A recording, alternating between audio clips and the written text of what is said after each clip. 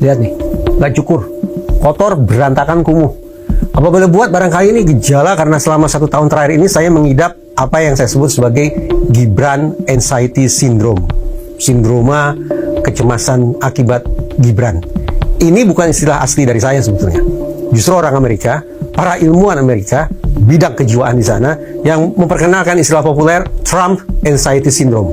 Istilah ini untuk menunjukkan betapa publik Amerika Serikat mengalami tekanan batin luar biasa, stres yang hebat. Akibat apa? Akibat memikirkan jangan-jangan nasib kita sebagai orang Amerika akan parah, ambruk, kacau total akibat dipimpin oleh seorang Donald Trump. Kok ya bertepatan ya? Hari-hari belakangan ini rakyat Amerika juga sedang marah besar ke Presiden Trump. Beda dengan situasi dalam negeri, 1 tahun pemerintahan Prabowo Gibran yang berdasarkan hasil survei, ternyata masyarakat Indonesia mengeluh-elukan Presiden Prabowo terbukti lewat hasil survei 80-an% percaya dan happy atas kepemimpinan beliau. Kembali soal Gibran. Saya akui ya, terus terang bagi saya memberikan dukungan kepada Presiden Prabowo, tapi keberadaan Gibran Raka Buming Raka itu memang menjadi kerikil dalam sepatu pemerintahan. Kenapa begitu? Pertama, pribadi nih. Tahun lalu, tepatnya November 2024, saya terus terang menyampaikan sejumlah keluh kesah ke nomor pengaduan Wapres Gibran. Nomornya 0811 1704 2707. Kalau tidak salah begitu nomornya. Saya cek ulang ya.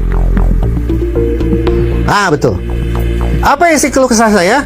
Pertama, saya mengeluh kesahkan tentang kenapa sih tidak ada proses hukum terhadap Fufufafa. Katanya kita ini menaruh rasa hormat terhadap kaum Hawa. Kita benci terhadap yang namanya kekerasan. Tapi kenapa negara tidak kunjung bergerak mencari siapa sih sesungguhnya Fufufafa lalu menjebloskannya ke dalam penjara kalau divonis bersalah? Jawaban dari nomor yang tadi saya sebut adalah, terima kasih atas laporan Anda. Kami akan segera merespon laporan Anda. Tapi berhari-hari, berpekan-pekan kemudian tidak ada komunikasi lebih lanjut dari mereka. Saya lanjutkan lagi komunikasinya tentang keluh kesah yang lain. Tahun 2024 juga di tanggal 13 November. Saya bertanya, Mas Wapres, mobil yang sekarang saya pakai umurnya sudah belasan tahun. Saya mau ganti dengan SMK. Lalu saya bertanya ke Mas Wapres, ke Gibran, di manakah dealer SMK terdekat di Jakarta? Jawabannya tidak ada jawaban. Sehari kemudian, 14 November, saya coba lagi berkeluh kesah. Saya usul begini, karena Indonesia itu butuh perhatian besar terhadap isu perlindungan anak, saya usul agar area perlindungan anak ini menjadi kekuasaannya Wapres. Untuk mendukung kerja Wapres, tunjuklah nama-nama besar semisal Kak Seto Mulyadi atau Bunda Lisda Sundari sebagai penasehatnya. Sayang beribu sayang, ternyata juga tidak direspon oleh Wapres Gibran. Itu bukti bahwa apa boleh buat, saya sebagai warga negara Indonesia memegang KTP Jakarta ternyata tidak digubris oleh Wapresnya. Betapapun saya tidak pilih dia, tapi karena dia sudah kadung jadi Wapres saya berharap dia akan memberikan perhatian. Tapi ternyata dari sejumlah keluh kesah yang tadi saya sebutkan, cuma sekali direspon. Itu pun perkiraan saya bukan direspon oleh manusia, tapi direspon oleh mesin dalam bentuk auto reply saja. Ya wajar lah kalau kemudian pertanyaan saya, protes saya tidak diindahkan, ya untuk apa juga saya berikan dukungan. Itu satu alasan kenapa saya terus terang mempertanyakan seberapa relevan sesungguhnya keberadaan Wapres Gibran bagi negara kita, atau setidaknya bagi saya. Alasan yang kedua, kenapa ya saya kok memandang posisi Gibran di kursi Wapres itu tidak penting? Jawabannya adalah karena saya mencoba membandingkan besaran gaji plus tunjangan yang diterima oleh Gibran, saya bandingkan dengan kinerjanya selama 1 tahun ini. Saya sungguh-sungguh tidak tahu ya apa ya pencapaiannya, atau paling tidak apa ya wacana kebangsaan yang besar, apa ya narasi dahsyat dalam lingkup kenegaraan yang sudah diproduksi oleh Gibran sebagai seorang wakil presiden. Saya tidak menemukan jawabannya. Jadi kalau 1 bulan Gibran itu pendapatan kotornya sekitar 40-an juta, menurut saya terlalu tinggi. 1 tahun. Teman-teman, kembali lagi bersama saya di channel ini. Ya, jadi teman-teman, di mana tadi kita telah melihat dan telah menonton cuplikan video yang sangat menarik tentang permasalahan kasus ijazah palsu si Gibran. Jadi teman-teman, kali ini mari kita lihat bagaimana perkembangan kasus-kasus permasalahan ijazah palsu si Gibran ini.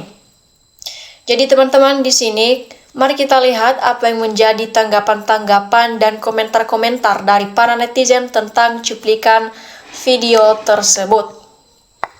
Jadi teman-teman, di sini mereka menyatakan di sini, ya, Jokowi wajib untuk diadili dan Gibran wajib untuk dimaksudkan secara paksa. Ya, artinya teman-teman, di sini para netizen dan masyarakat Indonesia menyatakan di sini, mungkin karena mereka telah muak dan bosan dengan kasus-kasus ataupun permasalahan kasus ijazah kepada Jokowi dan juga si Gibran.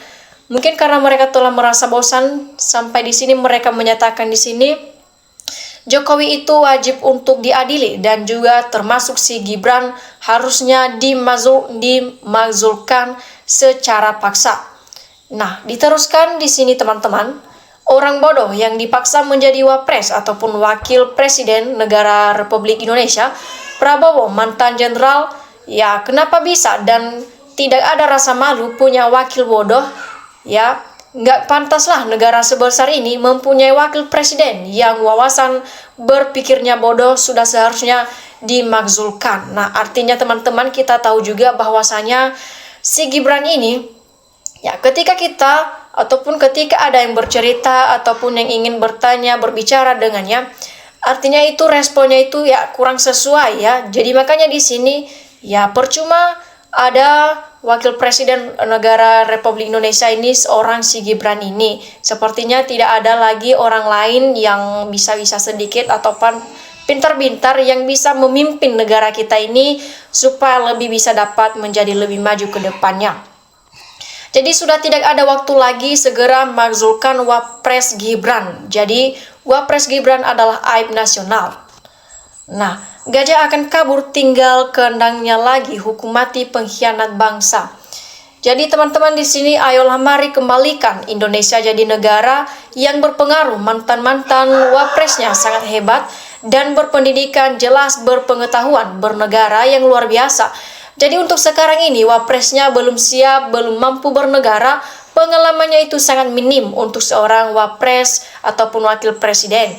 Jadi ayolah, ini negara bukan perusahaan pribadi, tetapi ayolah tolong Indonesia butuh wakil presiden yang paham bernegara supaya negara Indonesia ini lebih maju selangkah, ya semakin maju. Ya, jangankan untuk maju tetapi jalan di tempat saja sudah bisa, sudah oke.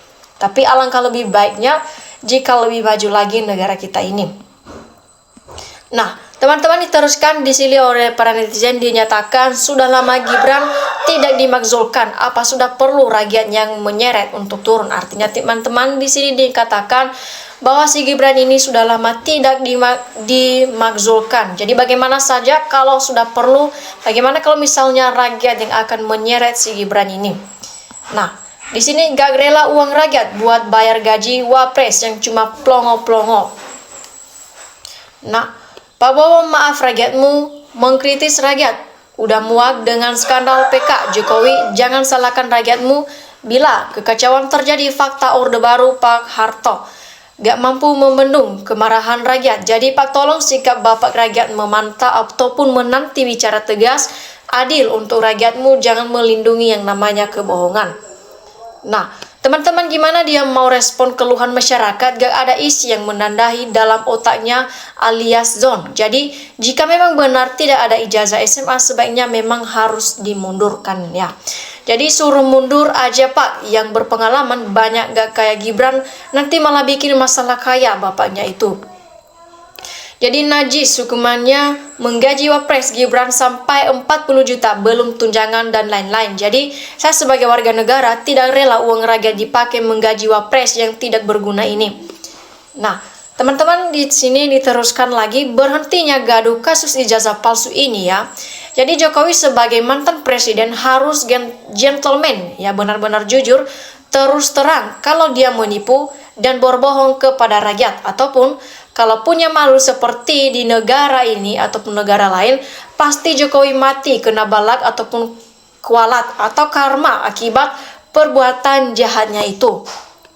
Nah, atau yang paling adil untuk bangsa dan negara ini, seorang Jokowi diadili, dihukum di penjara seperti yang dialami Bambang Tri dan Gus Nur dan anaknya Gibran. Jadi wajib untuk mundur dan harus diadili ya, baru tenang dan berhenti gaduhnya negara kita ini.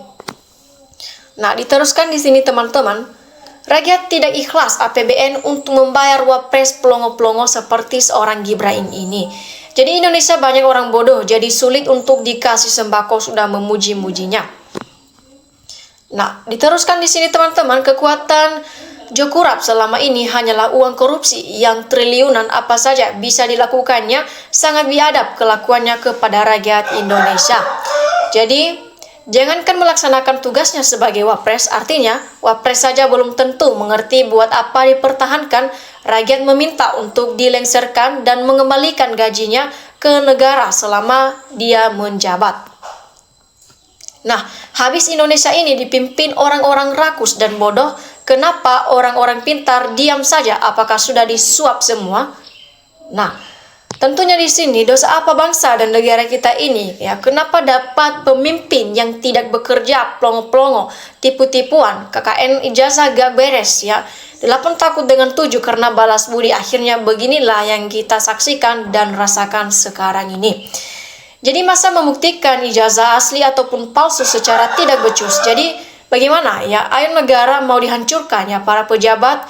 Ayo mari bekerja sama yang benar, jangan digaji doang difikirin ya. Nah, teman-teman di sini rakyat setuju banget kalau si Gibran dimakzulkan. Wapres Gibran bisa menjadi biang ke kerongnya seluruh rakyat Indonesia. Jadi di sini teman-teman, bukan dialog ataupun diskusi atau ngaku-ngaku, tapi nipu. Yang penting dan utama ijazahnya Jokowi itu harus dibuka dan ditelisik secara umum di depan publik. Nah, kejujuran dan kebenaran lebih penting untuk kebaikan rakyat dan negara ini. Jadi jangan sampai ijazah mantan Presiden Republik Indonesia jadi skandal hina untuk generasi penerus bangsa dan negara ini.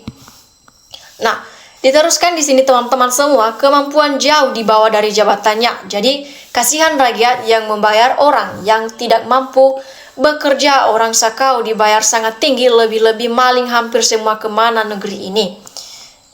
Jadi teman-teman, tahun 2029 ke depannya nanti rakyat harus pintar-pintar dalam memilih pemimpin ya. Jangan sampai salah dalam memilih pemimpin ya. Jadi lihat umurnya, lihat keturunannya, riwayat hidupnya, lulusan sekolah dari mana ya, rekam jejaknya supaya Indonesia jadi negara maju ke depannya.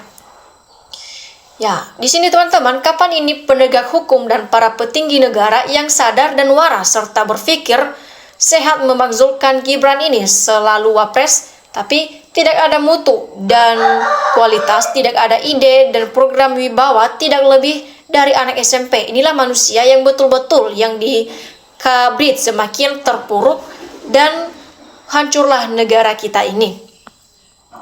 Nah, oke teman-teman, demikian saja cuplikan video pada kesempatan ini. Terima kasih telah menontonnya.